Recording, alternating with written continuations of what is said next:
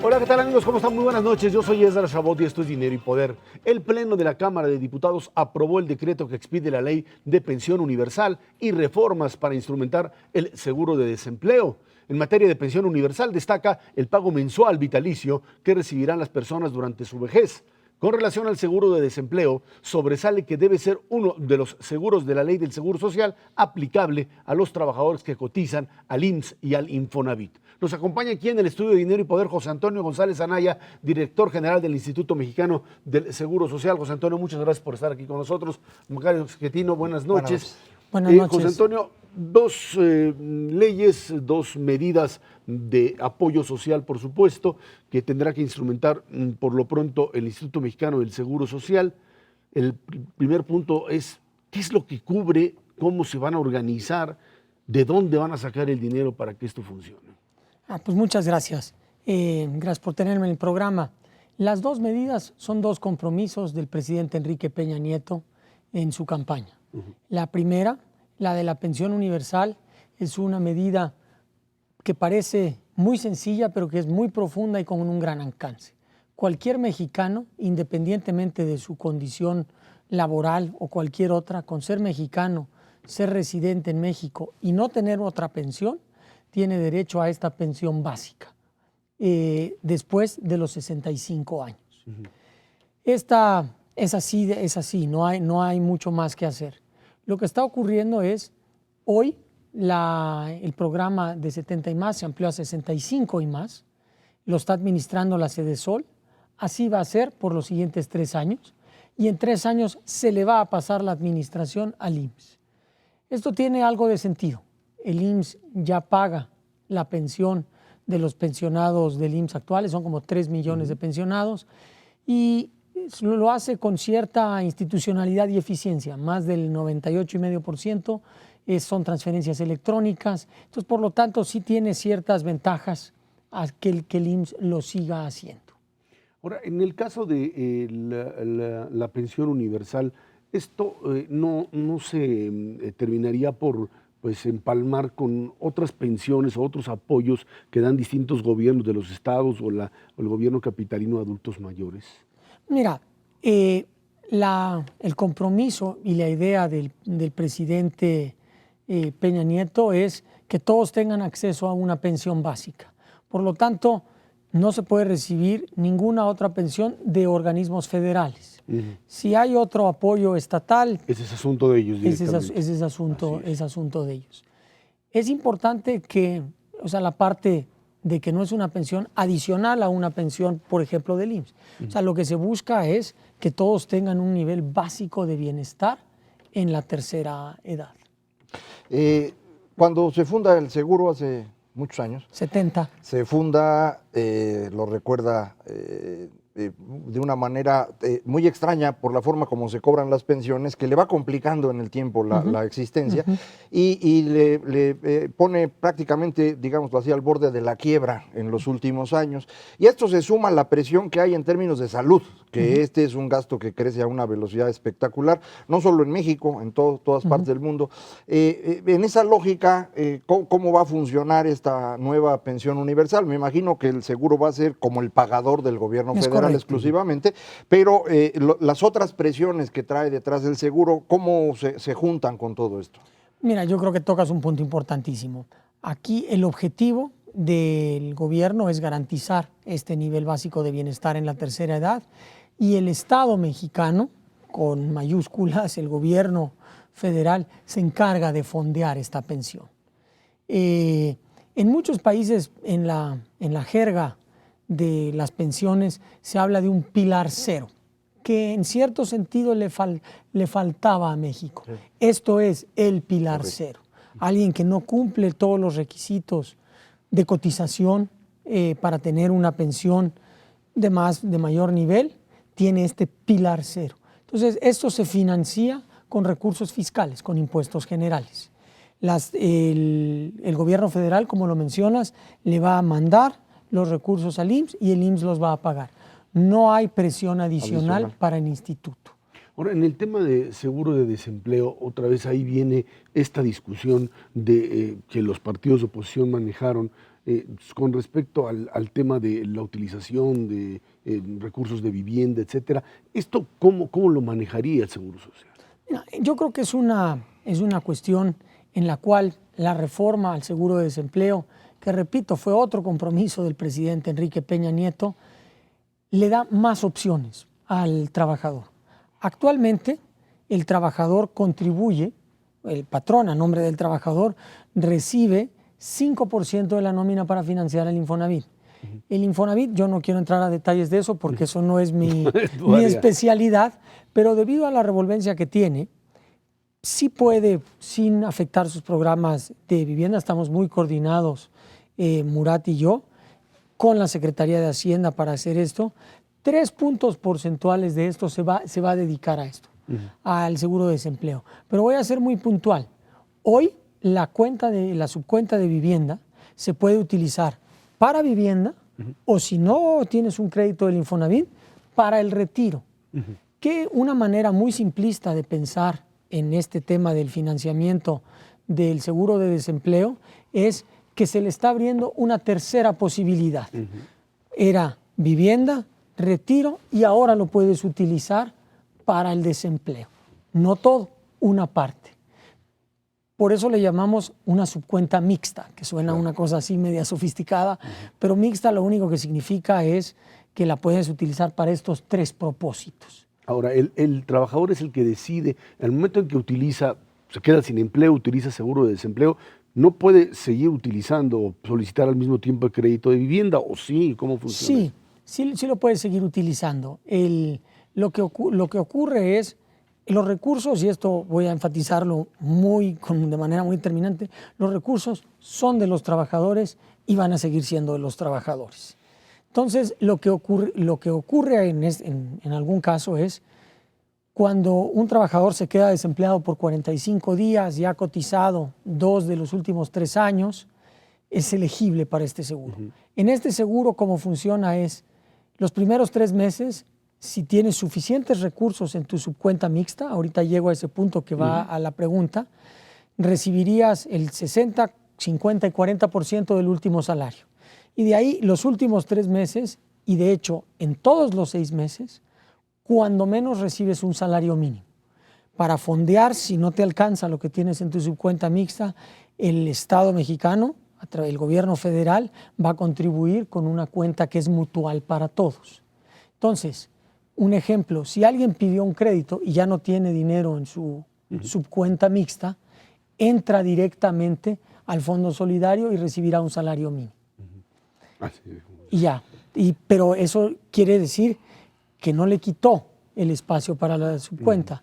Si tiene el dinero de desempleo y no quiere utilizarlo porque está pensando en que va a tener una casa después y nada más quiere utilizar eso, también se puede. Entonces es un poco cómo funciona. Entonces, al gobierno mexicano le va a costar más o menos 6 meses de salario mínimo cada desempleado adicional, digámoslo, en grandes rasgos, no va a ser exactamente así.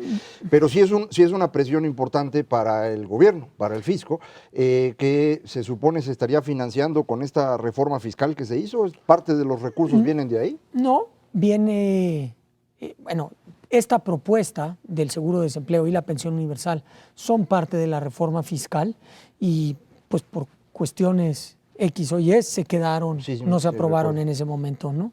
Entonces, parte del financiamiento de la pensión universal, por supuesto, viene de la reforma fiscal y aquí también parte de los recursos vienen de la reforma fiscal, pero en el seguro de desempleo se estableció una contribución de medio punto porcentual de la nómina para ponerla en un fondo mutual para poder financiar esto. Y yo haría un pequeño matiz sobre la observación. El gobierno no siempre va a poner medio punto porque pues, tenemos recursos en nuestras cuentas, ¿no? Y aquí al respecto creo que es algo bien importante para el público. En muchos países donde existen seguros de desempleo, pensiones universales y demás, el costo ha ido creciendo de forma tal que ha puesto a las finanzas públicas en riesgo. Es el caso de Europa en general, han estado teniendo cada vez más problemas con ello. La forma como lo estamos haciendo ahora en México a algunos les parece insuficiente porque son nada más 6 meses de seguro y con salario mínimo y demás. La lógica es un poco hacer esto gasto sin poner en riesgo a las finanzas? ¿Así es como se pensó? Yo pondría dos elementos.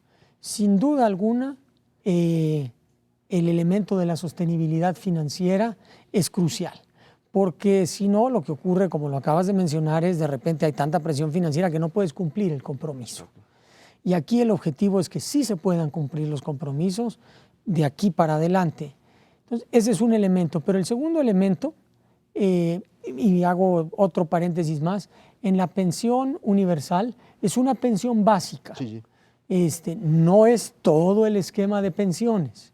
Entonces, eso acota o debe acotar el costo fiscal. En términos del seguro de desempleo hay un elemento adicional, que es fomentar la productividad de los trabajadores. No, si se hiciese un seguro de desempleo demasiado generoso, pues todo el mundo queríamos ser. Ya no trabajamos. Entonces, es bien importante, y los países que mejores experiencias han tenido son en los cuales el seguro de desempleo está acotado y hay incentivos para el trabajador de no usarlo. Así es. Entonces, de esta manera es importante, porque algunas gentes preguntan, oye, pues es un seguro de desempleo, pero los recursos son del trabajador. Pues parte de eso es precisamente para que haya el incentivo correcto. Ahora, en el tema propio, Macario ya lo mencionaba, de la viabilidad del seguro social en el área médica directamente. Esta larga vida que ahora tienen los mexicanos, o tenemos los mexicanos, acercándose, no sé, Macario, a los 77 años, así, esto ejerce una presión directamente sobre el sector salud. Es cierto que se ha avanzado, que han tratado de agilizar los servicios, pero esta ahora sí es una lucha contra el tiempo. Cada vez mayor cantidad de gente que tiene que ser atendida con problemas, además de salud, propios de la tercera edad, que cuestan y cuestan mucho. ¿Cómo resuelven esto? ¿Cómo se plantea, al menos en el corto plazo? Mira, nosotros, el diagnóstico es impecable. Entonces, ni siquiera lo debato. Estamos trabajando en parece una reforma, yo diría, interna, estructural bien importante. Tiene dos objetivos que parecen contradictorios, pero no lo son. Los objetivos que nos hemos trazado en el Seguro Social es mejorar la calidad y la calidez de los servicios y al tiempo sanear financieramente al IMSS. Y tu reacción inmediata debe ser, eso no se puede. Claro. Y la verdad es que yo creo que sí se puede. ¿Cómo? Aumentando la productividad y la eficiencia con la que estamos trabajando, mejorando la transparencia de todos nuestros procesos y asegurando que todos cumplamos con nuestras obligaciones, la institución, los derechohabientes y los contribuyentes. Te doy un ejemplo de una medida como esta muy rápido. Resulta que un porcentaje significativo de las gentes que venían al Seguro Social venían simple y sencillamente a renovar su receta. Entonces, pues resulta que la práctica médica internacional no te pide que vengan cada mes. De estos pacientes que tú mencionas, crónicos. Entonces, establecimos desde agosto del año pasado que los pacientes crónicos que estén controlados solo vengan una vez cada 3 meses. Eso nos permite mejorar el servicio y sanear financieramente al IMSS. ¿Por qué? Porque estamos liberando 7 millones de consultas al año. 7 millones de consultas al año, necesitas 500 consultorios full time, de tiempo completo, para atender estos 7 millones de consultas. Esta medida, que parece casi obvia, tiene un enorme impacto sobre eso. Que quiere decir, y algunos de la audiencia dirá, oye, sigue habiendo colas. Sí, sin duda. Sí. Pero antes teníamos las colas actuales más 7 millones de gentes que nos estábamos pidiendo recetas. Entonces, esa es una medida yo espero que varias, que nos permitan ir mejorando la productividad y la eficiencia, no solo del IMSS, y con esto termino, sino todo el sector salud, para mejorar la eficiencia de la infraestructura. Y el otro tema quizás sería el tema de prevención, que tanto se maneja. O sea, algo que desgraciadamente, por más incluso la publicidad del prevenir, etcétera. Muévete, mídete y chécate es el lema. Pues sí, pero el problema es que ahora sí que si no hay esa cultura dentro de la sociedad mexicana es muy difícil avanzar. Sí, y estamos trabajando. es un fenómeno mundial, complejo, y no tiene una sola medida. Entonces, todos tenemos que poner nuestro grano de sal para ir avanzando en ese sentido. Finalmente, te preguntaría, un IMSS a final del sexenio, ¿con qué características? En 20 segundos. Un IMSS con mejor calidad de servicios y financieramente más sano. Bueno, pues ahí está José Antonio González Anaya, director del Instituto Mexicano del Seguro Social. Muchísimas gracias. Muchas gracias por invitarme. Vámonos a una pausa. Esto es Dinero y Poder. Este domingo se cumplen 20 años del asesinato de Luis Donaldo Colosio, candidato del PRI a la presidencia de la República en 1994. Muchas han sido las hipótesis sobre este crimen, sin embargo la historia oficial señala que el homicida Mario Aburto cometió el asesinato solo. Colosio propuso reformas al poder, le reclamó a muchos la necesidad de construir cotidianamente la legitimidad del poder con la sociedad, un discurso, Macario, que pues aparecía como algo muy revolucionario en su momento. Y si nos vamos a esos 20 años atrás, recordaremos todo el tema de lo que implicó el salinismo como un modelo de ruptura frente al concepto del nacionalismo revolucionario que Miguel de la Madrid trataba de armar, pero no lo podía hacer en medio de un país pues, en bancarrota prácticamente durante buena parte de su sexenio, con inflaciones estratosféricas, y de repente empieza a pues, aparecer este fenómeno de un candidato popular que en el 6 de marzo, ahí en el Monumento a la Revolución, da un discurso que para muchos era de ruptura, la presencia de una figura fundamental en ese momento, Manuel Camacho Solís, quien como otros priistas en otras épocas, cuando decidieron que simple y sencillamente pues no les gustaba el dedazo que había dado el presidente, así, y se iban por la vía libre.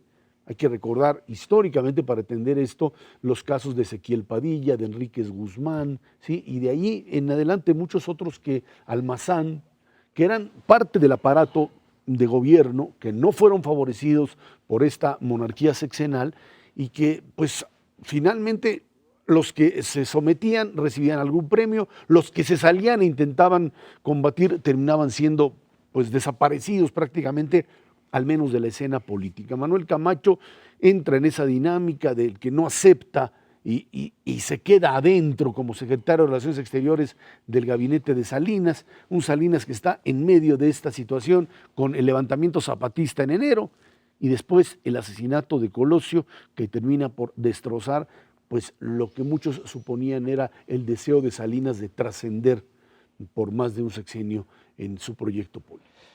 Sí, yo creo que el discurso del 6 de marzo se vuelve o se interpreta como revolucionario después de la muerte de Colosio. Claro, no antes. Es decir, la muerte es lo que cambia el discurso. Antes de eso el discurso era irrelevante.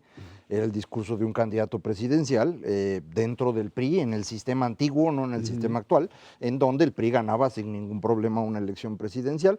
La de Salinas, que había sido la más cerrada, de cualquier manera la ganaron, aunque no se hayan contado todos los votos.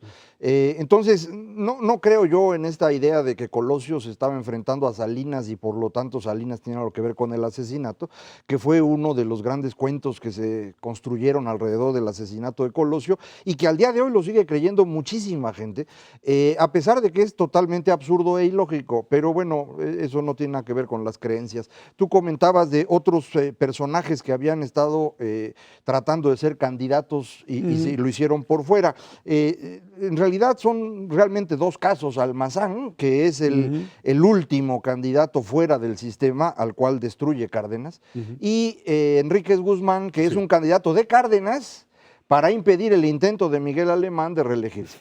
Entonces, me parece que desde Lázaro Cárdenas hasta Salinas, el sistema funciona de una manera más o menos clara, y es precisamente eso lo que, en mi opinión, lleva al asesinato de Colosio, la ruptura de Carlos Salinas y su grupo con la tradición del nacionalismo revolucionario, esta serie de reformas económicas iniciadas en 86, que son las que terminamos el año pasado, en 2013, por la ruptura precisamente causada por el asesinato de Colosio. Entonces, para mí la interpretación más lógica es Colosio efectivamente fue asesinado, probablemente por una sola persona, que yo creo que fue preparada desde el viejo nacionalismo revolucionario para hacer eso.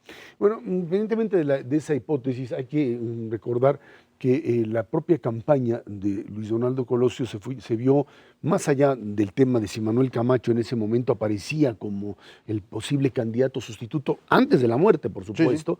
Sí, sí. La pugna entre los dos, esta declaración unos días antes de la muerte, esta declaración de Manuel Camacho que dice: yo no sigo como comisionado para la paz en Chiapas, no tengo nada que ver. Esta reunión entre Camacho y Colosio, en donde, bueno, pues ahí aparece esa famosa frase que decía Colosio: estoy siendo víctima, y señalaba hacia arriba, de las perversidades del sistema, que tenía que ver con eso, ¿no? Yo creo que el grave problema quizá del propio modelo salinista en un momento determinado fue el querer trascender como proyecto propio más allá de los 6 años, independientemente del tipo de fuerzas que se habían desatado internamente.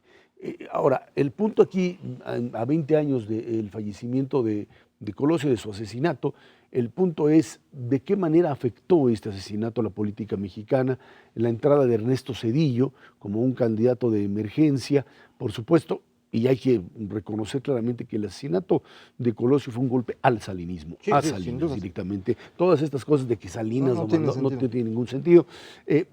Fue un golpe, y Ernesto Zedillo pues entra en una dinámica también de choque con el propio Salinas después de esto. El asesinato de Colosio, de alguna manera, y después otros más, Ruiz Massieu como tal, también asesinado en ese año, muchos elementos de violencia presentes, rompen, digamos, con la capacidad del sistema de seguir funcionando como lo había hecho anteriormente. Y bueno, esto explicaría un poco el fenómeno del 97 durante el gobierno de Zedillo, que es la entrada de la oposición a gobernar. La ruptura del régimen. La ruptura del régimen, con la mayoría en la Cámara de Diputados perdida por el PRI, ¿no? Sí, yo creo que aquí son varias cosas que tú comentas que son muy importantes. Una primera es que hay algunos presidentes en México que intentan construir una forma distinta de sistema político. El que lo logra y además tiene la gran habilidad de salirse de las reelecciones, Lázaro Cárdenas, pero lo intentan al menos Miguel Alemán, Luis Echeverría y Carlos Salinas. Y los tres intentan perpetuarse. Para frenar a Miguel Alemán, precisamente se lanza la candidatura de Enríquez Guzmán, y esto en la negociación lleva a que pues llegue Adolfo Ruiz Cortines y cambie por completo la dinámica que había iniciado Miguel Alemán. Luis Echeverría no logra hacerlo, prácticamente sale de su gobierno en medio de la primera gran crisis económica de México, con inflación elevada, rumores de golpe de Estado, etcétera, y López Portillo se encarga de enfrentarse por completo a él. Y lo manda de embajador a las Islas Fiji para que no esté opinando. Y en el caso de Salinas, bueno, pues el asesinato de Colosio y el de Ruiz Massieu durante 1994 lo destruyen por completo. Por si faltara algo, Zedillo lo agarra de enemigo personal y se dedica todo su sexenio a enfrentarlo, y hasta el día de hoy. Entonces no logran esto, pero sí son intentos de construir algo más largo, y yo creo que esa es la gran falla del salinismo. Es decir, yo creo que sus medidas económicas iban en la dirección correcta, como se ha ido mostrando en el tiempo, pero su soberbia, la famosa hubris que decían los griegos, sentimiento de pronto de ser superiores a cualquier cosa y de que podían trascender sin mayor dificultad, es lo que los va hundiendo. Y 94 es determinante porque México estaba en una situación económica vulnerable, y esa situación vulnerable se convierte en absolutamente crítica gracias a los asesinatos. Sin el asesinato de Colosio y de Ruiz Massieu hubiera aguantado la economía. A lo mejor no se acuerdan los amigos del auditorio, pero a inicios de febrero de 1994 México tenía la mejor situación financiera en muchísimos años. Por primera vez los CETES pagaban menos de 10% de interés, la inflación estaba en 7%, había 24,000 millones de dólares en el Banco de México, reservas históricas para ese momento, y todo se acabó.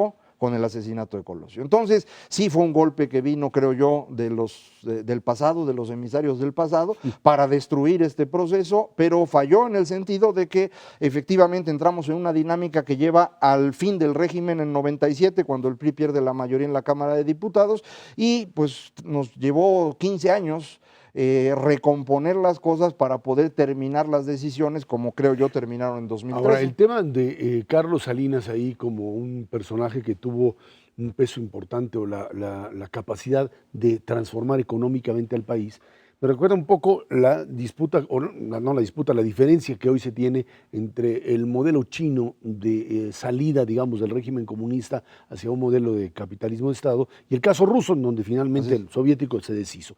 Salinas trató de mantener el viejo sistema de político cerrado, cambiando lo ¿sí? económico. Cambiando lo económico y las estructuras, ahora sí que no supo hacer lo que los chinos, le pasó más lo que los soviéticos trataron de realizar, y ahí en ese momento en donde él quiso incluso trascender dentro de las reglas establecidas del sistema, mantenerse, tener influencia, ahí es donde el asunto estalla, ¿no? Sí, yo creo que hay dos diferencias clave entre China, de un lado, y del otro lado países como Rusia y México, que tienen que ver primero con los recursos. Es decir, China, cuando muere Mao, está en una situación gravísima. Pocos años antes de que muriera Mao, China había llegado a ser el país más pobre del mundo. Entonces de ahí pues no había más camino que para arriba, ¿no? Era relativamente sencillo. En cambio México y Rusia, a pesar de que sufren una crisis brutal, tienen recursos para mantenerse, en ambos casos gracias al petróleo. Entonces esto nos permitió en 82 posponer la decisión que en ese momento tomaba Deng en China. Y esto es lo que hace muy difícil una transformación total en México. Y por eso al día de hoy hay muchísima gente que sigue pensando que esa época de México fue buenísima. No, era verdaderamente mala, pero no nos acordamos porque no tuvimos que pagar todo el costo de la crisis de 82 gracias al petróleo. A Rusia le pasó algo similar y eso les impidió. Y la otra razón por la cual no se logra esta gran transformación es la soberbia que decía yo en el caso de Salinas de quererse perpetuar, mientras que Deng Xiaoping en China desde el principio se mantiene alejado, es más, nunca tiene un puesto de primer nivel. Él maneja China desde atrás y esto le permite administrar las disputas políticas, ponerse por encima. Salinas no lo pudo hacer. Aunque hay que recordar que en esa transición que tú hablas, Miguel de la Madrid tiene que sobrevivir con precios del petróleo muy bajos. A partir de 86, ¿no? Esa es la segunda crisis. La segunda crisis en donde no tiene muy grave. La posibilidad de esa nos salvamos gracias a alguien que merecería una estatua mucho mayor, que es el gol de media tijera, que nos mandó a la segunda vuelta en el Mundial, ¿te acuerdas? Eso es lo que ahí nadie se acordó de la crisis, pero 86 es el peor año que tuvimos en esa década. Y ahí aparecen todos los pleitos entre Carlos Salinas. 86 es el año de cambio en México, y reitero, gracias a Manuel Negrete no nos dimos cuenta y no hubo ahí está la interpretación futbolística de Macarios que tiene. Vámonos a una pausa, de regreso hablamos en serio, expropiación petrolera en medio de la reforma energética. Esto es Dinero y Poder. Se cumplieron 76 años de la expropiación petrolera en medio de una fuerte discusión por la reforma energética aprobada el año pasado. Por primera vez desde 1938 se hicieron cambios a la Constitución para permitir la participación de la iniciativa privada en los procesos de extracción de crudo. En este contexto, la izquierda del país rechaza la reforma y argumenta que se está entregando la industria petrolera otra vez al capital extranjero. Este planteamiento incluso que realiza López Obrador del neoporfirismo. Sí, ya hizo un libro. Maneja el libro bajo el concepto de que se trata del mismo sistema que Porfirio Díaz, nada más que reeditado. Claro, yo me parece que independientemente de las diferencias que puede uno tener, es un modelo simplista porque pues, el proceso de la Revolución Mexicana durante todo estos años, cambió sin duda absolutamente toda la estructura del país. Ahora, el tema de la expropiación petrolera del 38 tiene que ver con muchas condiciones que estuvieron en ese año, la proximidad de una guerra mundial, la presión norteamericana, empresas, etcétera, frente a algo que hoy pues trata de ser un nuevo mecanismo en manos del gobierno mexicano todavía, como monopolio, por lo pronto en partes como producción, etcétera, sí, algunas más todavía, y por otro lado la entrada de iniciativa privada, que como pues el gobierno trató de manejar aquí al inicio de la discusión, pues era regresar a lo que originalmente Lázaro Cárdenas había dicho, que por supuesto también es fuera de contexto, porque las realidades son diferentes. Sí, la expropiación petrolera en 1938 es una medida muy importante que tiene fundamentalmente un carácter político. Político de muy alto nivel, de construcción de Estado. Cárdenas había pensado, creo yo, en hacer esta expropiación desde mucho antes. Él funda Petróleos Mexicanos como una pequeña empresita del gobierno varios años antes de la expropiación, y ahí la tiene guardada para lo que se necesite. Él toma control de la Suprema Corte de Justicia, él es el que cambia los periodos de los ministros para que quedaran subordinados al presidente, de manera que hiciera lo que él necesitaba. Él arranca el pleito sindical para que entonces los obreros se peleen con las petroleras y va administrando el pleito, esperando un buen momento para hacer las cosas. Y el momento ocurre en marzo de 1938 porque el 12 de marzo Alemania toma control de Austria, es la Anschluss. Y esos 5 días siguientes son de mucho nerviosismo en el mundo, de gran incertidumbre, y en ese momento Lázaro Cárdenas dice, la casa gana. Y pues no hay nadie que le diga que no, porque todo el mundo está volteando para allá porque va a haber guerra. Y para los Estados Unidos, por ejemplo, en términos geopolíticos, la decisión de Cárdenas pues resulta providencial, porque el petróleo, que en ese momento en México está fundamentalmente controlado por ingleses y holandeses, hay norteamericanos, pero en un grado menor, pues entonces ya no va a quedar en riesgo de que los alemanes se lo vayan a llevar, que esa era una preocupación de Estados Unidos. Hay que recordar que Alemania intenta intervenir en México desde la Revolución en adelante, en varias ocasiones, en la Revolución, de hecho durante la Primera Guerra Mundial, y lo va a intentar durante la Segunda. Entonces, para Estados Unidos era muy importante eso. Estados Unidos tenía en México como representante al embajador Josephus Daniels, uno de los embajadores, yo diría, más izquierdistas que ha tenido Estados Unidos en su historia, que coincide en el momento en el que está Cárdenas, se vuelven amigos personales muy cercanos, y Josephus Daniels ayuda a Cárdenas a explicar lo que está haciendo en Estados Unidos, de manera que pues la medida es brillante.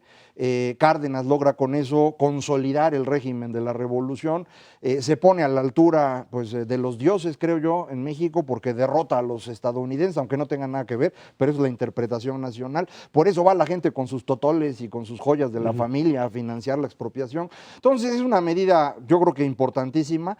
Años después, gracias a esa medida, muchos países van a nacionalizar sus industrias petroleras, y por eso el día de hoy la industria petrolera mundial está controlada por las naciones y no por las empresas petroleras, como sí ocurría en aquel entonces. Entonces yo creo que la medida de Cárdenas es histórica, es importantísima, pero debe fijarse en 1938, no en 2000, ¿no? Eso por un lado. Y por otra parte, el hecho de que esta expropiación, e incluso el planteamiento de Lázaro Cárdenas siempre fue muy claro en el sentido de que había que buscar la eficiencia como tal, y por eso no esta idea de cerrarle totalmente la llave a la posibilidad de la inversión extranjera, sabiendo que esto podría ser rentable en otro momento.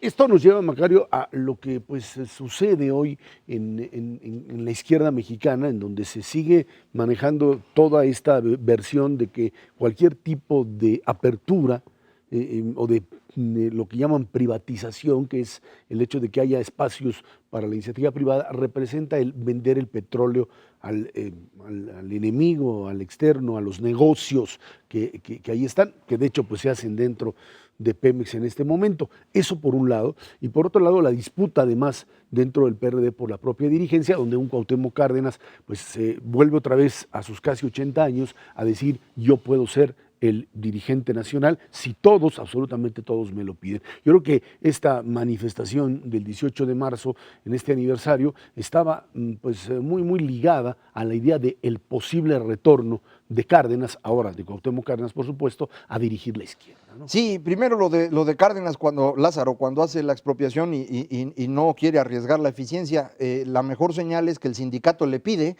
que les entregue las instalaciones para que ellos las administren, y Cárdenas dice, no, pues no, No, eso no. si se las entrego no las vuelvo a ver, y él sabía lo que estaba construyendo y entonces no se las da. En ese momento, en 1938, el único país comunista en el mundo era la Unión Soviética. Todavía China no lo era, ni los eran los países del este europeo, que lo hicieron después de la Segunda Guerra Mundial, y nadie sabía a ciencia cierta qué estaba pasando allá. Justo en ese momento estaban pues las grandes purgas de Stalin, era una tragedia espantosa, pero eso nos enteramos después, y esto es importante porque en esa interpretación posterior creo que sí es muy claro que los intentos del Estado por abarcar mucho y controlar suelen ser muy negativos. En ese momento no era fácil saberlo, y por eso la decisión de Cárdenas en ese momento tiene lógica, pero no la hubiera tenido años después, como no la tendría ahorita. Entonces, cuando la izquierda quiere insistir en que regresemos a eso, es como si no se hubieran dado cuenta de todo lo que aprendimos durante el siglo XX y del tamaño de tragedias que se vivieron alrededor de estas intervenciones del Estado absurdas. El Estado puede intervenir en muchas ocasiones de manera inteligente, pero no es el caso controlando una industria, en particular la energética. Y lo que ocurre este 18 de marzo para mí es muy ilustrativo.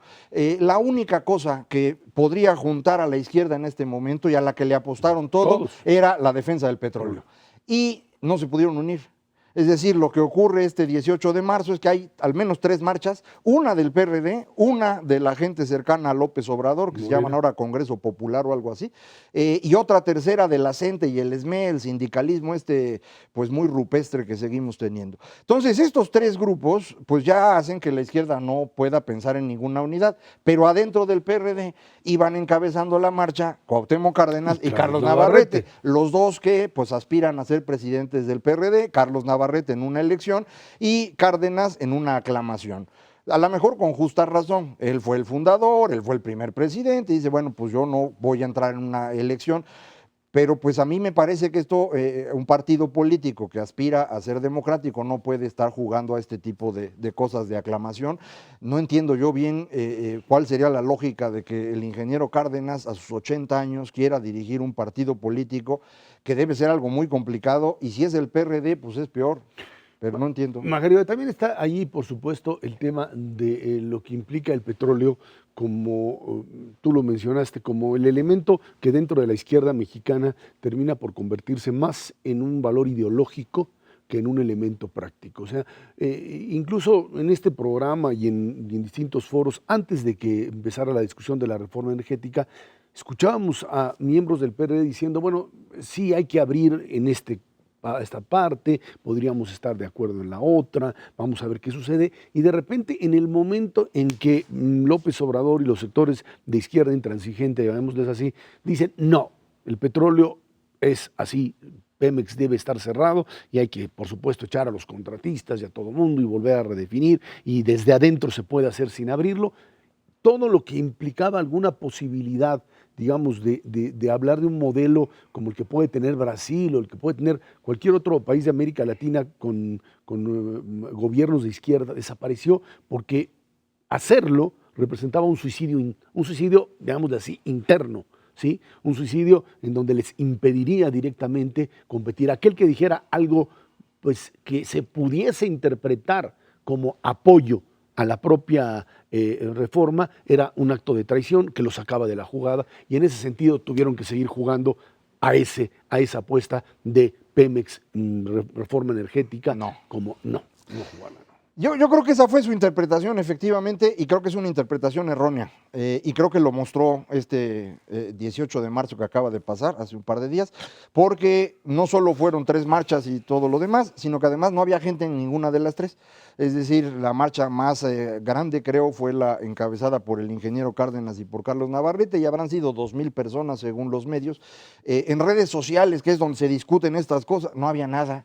Yo intenté por todos los medios el 18 de marzo conseguir información a través de redes, a nadie le importaba. Entonces, la idea de que el asunto del petróleo está en el alma nacional, creo que este martes 18 de marzo se demostró que era falsa, y la inmensa mayoría de los mexicanos les tiene sin cuidado esto. Hay otras cosas que les preocupan más que este tema del petróleo, y en consecuencia la lucha de la izquierda por defender el tema es una lucha que no va a tener votos y que no tenía sentido. Y la decisión de la gente del PRD que había estado en el Pacto por México de meterse en esta lucha por la presión que les hacía López Obrador, pues les destruyó lo que habían construido en el Pacto por México, ¿no? Ya no pudieron cosechar políticamente eso y creo que no va a tener votos como resultado. Sí es a nivel interno un problema, pero esto muestra entonces que los partidos de izquierda a su interior ya no tienen mucha relación con la realidad social. Es decir, su discusión interna sobre el petróleo no es la discusión de los mexicanos, según se evidencia en que a nadie le importó lo que pasara el 18 de marzo. Bueno, ahí está por supuesto el papel que siguen jugando para tratar de pues, entender qué va a pasar con el proceso electoral del año entrante, en donde podrás tener una, dos, tres o cuatro izquierdas y en donde queda claro que el encontronazo entre Cuauhtémoc Cárdenas, no sé si Cuauhtémoc, pero por lo menos la izquierda que lo está apoyando contra Navarrete y Nueva Izquierda, va a estar ahí metido en un serio problema. Vámonos a una pausa y de regreso platicamos con usted sobre el tema Ucrania, otra crisis mundial. Rusia continúa con su avance para anexarse Crimea, pese a las presiones internacionales encabezadas por los Estados Unidos y Europa. El gobierno de Obama acusó al Kremlin de querer generar una situación peligrosa y le advirtió que las sanciones políticas y económicas podrían profundizarse y aislar a Moscú del resto del mundo. Una crisis internacional en medio, por supuesto, dicen todos, de la búsqueda del avión malayo, que es un poco, la verdad es que sí es una situación que ha venido jugándose en paralelo. Cuando uno ve las emisiones de los distintos canales internacionales de noticia, están, yo creo que en las últimas horas, cuando se habla de la posibilidad de rescatar alguna parte de este avión malayo desaparecido, entran prácticamente al mismo nivel de importancia, uno por el interrogante que representa esta tragedia de la aviación, y por el otro lado, el tema de Crimea y de Ucrania, en donde pues dirán lo que quieran los europeos y los norteamericanos, pero Rusia ya se anexó Crimea, ya es lo que llaman un hecho consumado y no hay vuelta de hoja en ese asunto. A mí hay algo que venía yo insistiendo por ahí en el radio desde hace varios días, en el sentido de que pues este concepto de autodeterminación, que es muy válido, el problema es que hay que situarlo en el contexto histórico. ¿Por qué hasta después de que el régimen prorruso de Yanukovych es echado fuera, entonces surge este nacionalismo que dice no queremos ser ucranianos, queremos ser rusos? Esta población étnicamente rusa, que además está también en la parte este de Ucrania, puede demandarlo y a partir de ello, pues el hecho de que Putin diga Crimea siempre ha sido rusa, hay que recuperarla. Y yo digo, bueno, pues sí hay que hacerlo en toda la línea, permitir elecciones libres en Crimea, como dicen, bueno, ahí hubo fuerzas rusas, pero de todas maneras el resultado era muy claro. Pero entonces en Chechenia hay que hacer lo mismo, ¿no? O allá no, o en Chechenia no. Ahí no se puede porque ahí hay una población, además musulmana, que les genera grupos radicales islámicos complicados para el modelo ruso. Y bueno, pues esta confrontación con Occidente, Occidente lo único que le queda es reanudar la Guerra Fría en un nivel, pues ya no digo tan chiquito, a la mitad, sanciones económicas, sacarlo del G8, a ver qué más le pueden encontrar para tratar de presionar en un choque Occidente-Rusia que pues tardará mucho tiempo en subsanar esta situación. Rusia es un país que quiere ser potencia, yo creo que no puede serlo, no tiene las condiciones que tuvo antes y entonces no va a poderse mantener en esa posición, pero lo quiere intentar. Y este proceso de intentarlo implica el control de sus tres fronteras hacia el suroeste, que es el control de los países del Asia Central, que lo ejerce a través del control de Kazajstán, el control del Cáucaso, en donde está Chechenia, y ahí el control ha tenido que ser a golpes porque pues, no habían podido hacerlo de otra manera, y el movimiento en esta franja que comunica a Europa con Rusia, vamos a decirlo así, en donde los dos países más cercanos a Rusia son Bielorrusia y Ucrania, que prácticamente amplían la frontera de Rusia.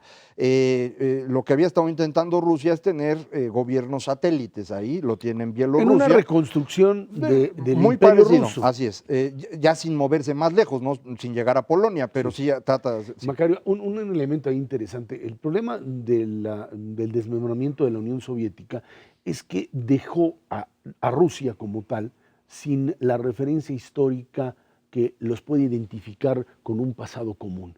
Como el pasado anterior son 70 años de modelo soviético y la anterior a eso es el régimen de los zares, que también ya fue descalificado.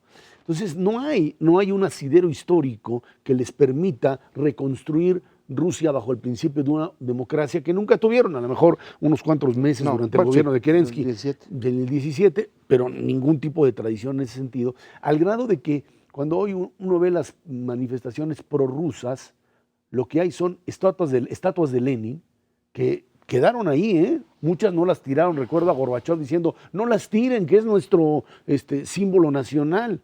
Y banderas con la hoz, rojas con la hoz y el martillo, como un elemento de identificación rusa porque no encuentran otro más. En el fondo el problema es que las revoluciones no cambian nada. Esta es una parte que nos está costando mucho trabajo entender. La primera interpretación al respecto sobre la Revolución Francesa hace 30 años decía, bueno, se hizo la revolución y el resultado fue que se regresó exactamente a lo mismo. Y en Rusia y en China pasa algo muy parecido. Es decir, Lenin, Stalin y ahora Putin, en el fondo son zares. Funcionan de una manera exactamente similar, cambian algunas de las cosas de forma, pero no mucho. Veía yo hace poco cuando sale a una conferencia de prensa las puertas de oro que se abren para que pase el camarada Vladimir Vladimirovich Putin. Se dice, si uno, este es el zar, maestro, nomás le falta su gorrito, ¿no?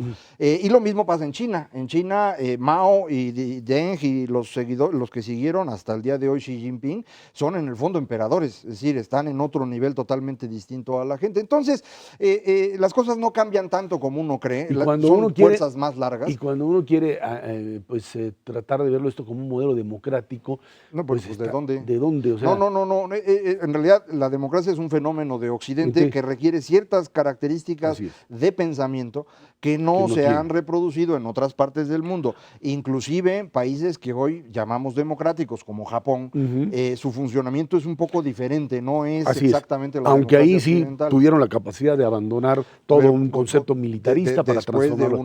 Después de una tragedia muy profunda, no es el caso que le haya ocurrido a Rusia. Y entonces, insisto, Rusia quiere hacer esto, ya tienen Crimea, no se van a salir. Y ahora lo importante es encontrar un procedimiento para que esto no continúe.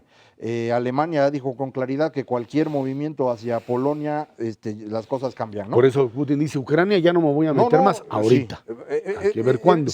Lo que ocurre es que hay otra área, ¿no? En Ucrania que también hablan ruso y son muy rusos y todo lo demás, y esa es la que podría convertirse en una guerra. Que además hay que decirlo claramente, mucho de la población rusa que hay en las distintas provincias o lo que son repúblicas de la ex Unión Soviética fueron enviadas ahí como parte de Stalin. Del proceso de rusificación, digamos, de estas, y ahora están ahí y cuando les va mal, como el caso ucraniano que les fue mal, entonces resurge un nacionalismo bajo el principio de que creen que ligándose a Rusia van a mejorar su situación. Lo cual es un error muy grande porque Rusia tampoco tiene de dónde. Es decir, Rusia, los amigos del auditorio tienen que acordarse, el ingreso por habitante en Rusia es ligeramente superior al de México.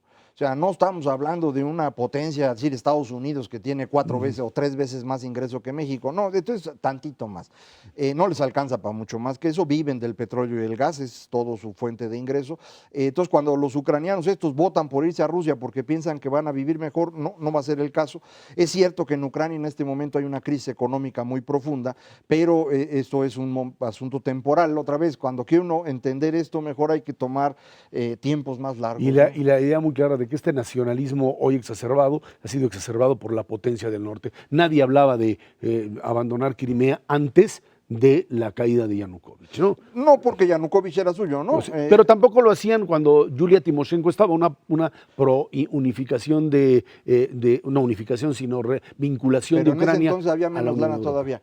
Cuando estaba Timoshenko, Rusia tenía un ingreso por habitante inferior al de México. Yo entiendo, pero no es un nacionalismo que siempre haya... No es el caso de los catalanes que demandan... No, lo usan ahorita porque ahorita lo pueden usar. Sí, es un elemento. El otro tema, rápidamente, que me parece importantísimo es, hay todo un análisis histórico que nos dice que todas las guerras han sido, casi la totalidad de ellas, entre dos regímenes dictatoriales o una democracia y una dictadura.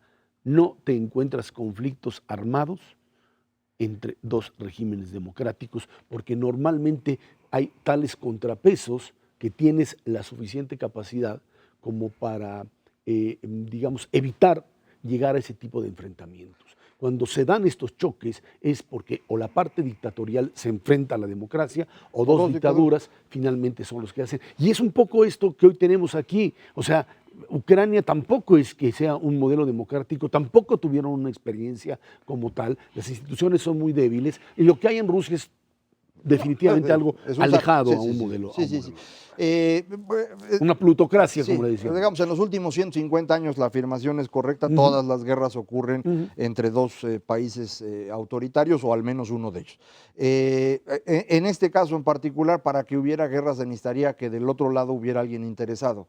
Creo que nadie está interesado en una guerra, ni Estados Unidos, ni Europa, Alemania mucho menos, digo dentro de Europa. Entonces creo que van a tratar de limitar el golpe con todas las sanciones a las que tú te refieres.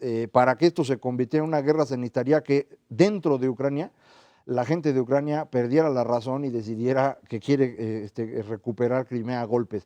Eso sería una catástrofe, pero dado que no hay esta tradición democrática, pues es una catástrofe viable. Ahora, y el otro punto que creo que hay que decir rápidamente es el hecho de que si esto le funciona a Putin, no se va a quedar ahí. Esto es el primer paso hacia una reconstrucción de una o de otra manera del imperio ruso. En los tres caminos que comentaba yo, Asia Central, el Cáucaso y esta zona. En el Cáucaso la lleva fácil porque Turquía ahorita está hecho bolas, en el Asia Central también, pero en el lado europeo está más complicado. A ver qué hace. A ver qué hace. Gracias, Macario Schettino. Gracias a usted que nos ve y nos escucha todos los jueves aquí 10 de la noche en Canal 11 Dinero y Poder. Estamos en la radio Noticias MBS en el 102.5 del FM de lunes a viernes de 5 a 7 de la tarde. Por nuestra parte, muchas gracias y muy buenas noches.